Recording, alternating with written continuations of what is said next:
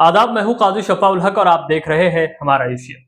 बिहार की राजनीति में इस वक्त असदुद्दीन ओवैसी की पार्टी ऑल इंडिया मजलिस इत्तेहादुल मुस्लिमीन यानी AIMIM एक बड़े मोड़ पर खड़ी है।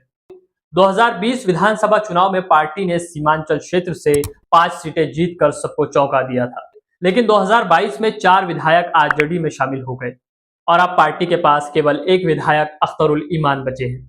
जुलाई 2025 में अख्तरुल ईमान ने लालू प्रसाद यादव को चिट्ठी लिखकर महागठबंधन में शामिल होने का प्रस्ताव दिया था। उनका कहना था कि धर्मनिरपेक्ष वोटों के बंटवारे को रोकने के लिए ये करना जरूरी है। लेकिन जब महागठबंधन की तरफ से कोई सकारात्मक जवाब नहीं आया, तो असदुद्दीन ओवैसी ने साफ कह दिया कि एक तरफा प्यार नहीं चलेगा।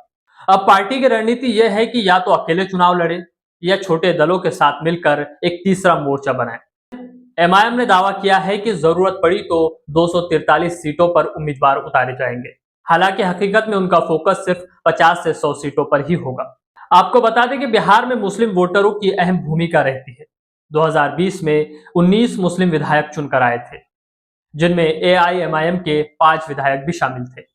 पारंपरिक तौर पर मुस्लिम वोटर आरजेडी और कांग्रेस को प्राथमिकता देते हैं, क्योंकि खुद को सेक्युलर बताने वाली आरजेडी और कांग्रेस बीजेपी को हराने की दुहाई देती है। यही वजह है कि AIMIM पर भी वोट काटने के आरोप लगते रहते हैं। सीमांचल में 47% तक मुस्लिम आबादी है और वहीं पर पार्टी का सबसे ज्यादा प्रभाव भी है। 2020 के चुनाव में एमआईएम को करीब 5,23,000 वोट मिले थे और जो 5 सीटें जीती थी वो सभी इसी क्षेत्र से थी। लेकिन 4 विधायकों के टूटकर आरजेडी में जाने से पार्टी को बड़ा झटका लगा है।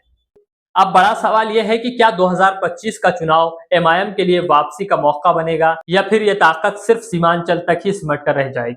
तो बिहार के सियासत का यह समीकरण कितना बदलेगा, यह आने वाला वक्त ही बताएगा। फिलहाल के लिए बस इतना ही। आपसे फिर मुलाकात होगी किसी नई अपडेट के साथ। तब तक देखते रहिए हमारा एशिया।